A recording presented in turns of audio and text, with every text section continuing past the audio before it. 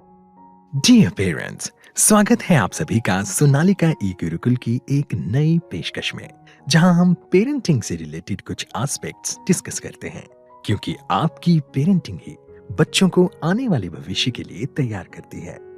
आज के इस सेगमेंट में हम बात करेंगे इम्पोर्टेंस ऑफ प्ले के बारे में और जानेंगे कि बच्चों के साथ साथ आप सभी पेरेंट्स के लिए भी बच्चों का खेलना कितना जरूरी है। ये बात तो आप सभी बहुत अच्छे से जानते हैं कि शिशु अवस्था में बच्चों के दो ही इंपॉर्टेंट काम होते हैं, दूध पीना और सोना। और धीरे धीरे जैसे बच्चे की उम्र बढ़ती है उसमें एक काम और जुड़ जाता है जो दूध पीने और सोने जितना ही जरूरी है, उसे कहते हैं खेलना। आखिरकार बच्चों को सबसे पहले आप रंग बिरंगे खिलौने या चीजें दिखाकर खेलना ही तो शुरू करते हैं। ऐसा इसलिए है क्योंकि खेलने से ही बच्चों की डेवलपमेंट होती है और अपनी उम्र के हिसाब से खेलने से ही बच्चे की मेंटल, साइकोलॉजिकल, इमोशनल और फिजिकल डेवलपमेंट और ग्रोथ का पता चलता है।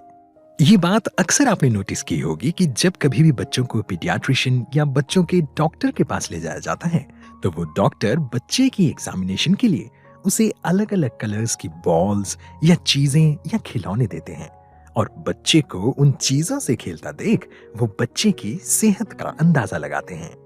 आइए अब जानते हैं बच्चों की डिफरेंट स्टेजेस ऑफ प्ले के बारे में, जो कि बच्चों की उम्र के हिसाब से बदलती रहती है। सबसे पहले सेंसरी मोटर प्ले।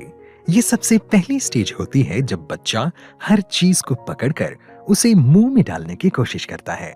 इसके बाद कंस्ट्रक्टिव प्ले। ये वो स्टेज है जब बच्चा चीजों के अलग अलग रंगों और अलग अलग आकार से अट्रैक्ट होता है और उन्हें छूने की कोशिश करता है। वो बिखरी हुई चीजों को समेटने और समेटी हुई चीजों को बिखेरने की कोशिश करता है। इसके बाद है सोशल प्ले। इस स्टेज पर पहुंचकर बच्चा बाकी बच्चों के साथ खेलना और ग्रुप में खेलना पसंद करता है। वो अलग अलग रिलेशनशिप्स, अलग अलग कैरेक्टर्स को समझने लगता है। कई इंटरनेशनल रिसर्च और एक्सपेरिमेंटल स्टडीज से पता चला है कि अगर बच्चा अपनी उम्र के हिसाब से और स्टेजेस ऑफ प्ले के हिसाब से नहीं खेलता है तो शायद उसमें किसी तरह की कोई कमी है, जिसे डॉक्टरी सलाह से दूर किया जा सकता है और ये स्टेजेस ऑफ प्ले हेल्पफुल होते हैं। तो डियर पेरेंट्स, बच्चों का खेलना बच्चों के लिए ही नहीं बल्कि आप पेरेंट्स के लिए भी उतना ही जरूरी है, जिसे देखकर आप बच्चों में आ रही ग्रोथ और डेवलपमेंट को देख सकते हैं। चलिए अब जानते हैं importance of play and it's health benefits. अलग अलग तरह की गेम्स अलग अलग तरीकों से और अलग अलग चीजों से खेलना ही बच्चों को भविष्य या फिर बड़ा होने पर जरूरत पड़ने वाली स्किल्स से फेमिलियर करवाता है और खेलना ही बच्चों के अंदर क्रिएटिविटी और कॉन्फिडेंस पैदा करता है।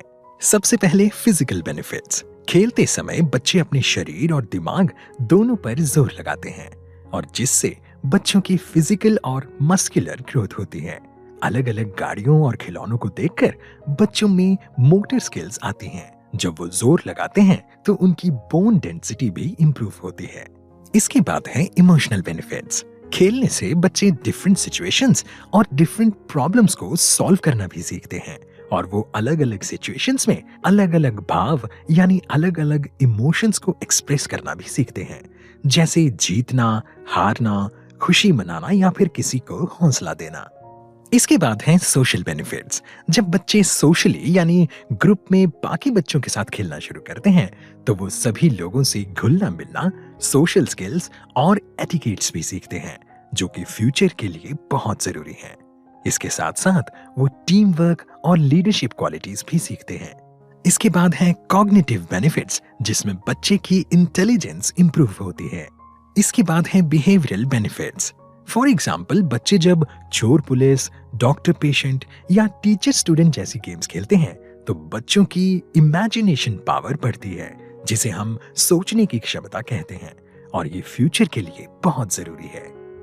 घर बैठे हुए भी बच्चों को पढ़ाई या सीखने वाली चीजों को गेम्स या प्ले के रूप में आसानी से सिखाया जा सकता है, जिसके बहुत सारे एग्जाम्पल्स अवेलेबल हैं।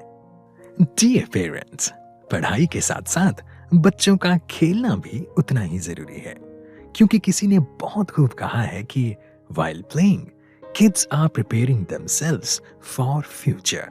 ऐसे ही एस्पेक्ट्स के लिए जुड़े रहें सोनालिका ई गुरुकुल के साथ।